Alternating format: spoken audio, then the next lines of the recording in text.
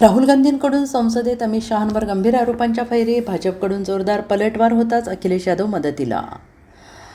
राष्ट्रीय काँग्रेसचे नेते आणि लोकसभेतील विरोधी पक्षनेते राहुल गांधी यांनी दिल्लीतील विद्यार्थी आंदोलनादरम्यान झालेल्या पोलीस कारवाईवर भाष्य करताना भाजपवर अतिशय प्रखर शब्दात टीका केलेली. यावेळी लोकसभेत भाषण करताना राहुल गांधी यांनी गृहमंत्री अमित शहा यांच्यावर गंभीर आरोप करत सांगितले की आंदोलकांवर पेलेट गनने गोळीबार करण्याचे आदेश अमित शहा यांनी दिल्याचा दावा केलेला. या आरोपामुळे सभागृहात एकच खळबळ उडालेली आहे.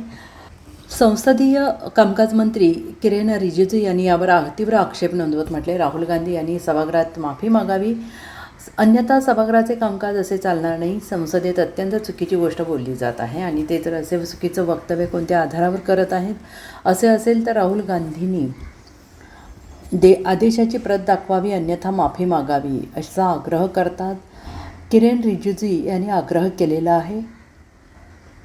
यावेळी सभागृहात मोठा गदारोळ आणि घोषणाबाजी झाली. असं असताना या दरम्यान समाजवादी पक्षाचे राष्ट्रीय अध्यक्ष अखिलेश यादव यांनी काँग्रेस नेत्याचा बचाव करत विरोधकांची बाजू लावून धरली. उत्तर प्रदेशचे माजी मुख्यमंत्री अखिलेश यावेळी म्हणाले, जर विरोधी पक्षनेत्यांनी सरकारवर गंभीर आरोप केले असतील तर मुलांवर लाठीचार्ज कोणाच्या आदेशाने झाला हे उघड करणं सरकारची जबाबदारी आहे. यावर उत्तर देताना संसदीय कामकाज मंत्री किरेन रिजिजू यांनी म्हटले, तुम्ही चौकशीची मागणी करत असाल तर आम्ही ती मान्य करतो. अखिलेश, तुम्ही जे म्हणत आहात ते वेगळे आहे, राहुल गांधी जे म्हणत आहेत ते वेगळे आहे. राहुल गांधींनी माफी मागावी अशी उलट मागणी रिजिजू यांनी केलेली आहे. Bureau report, SBN Marathi.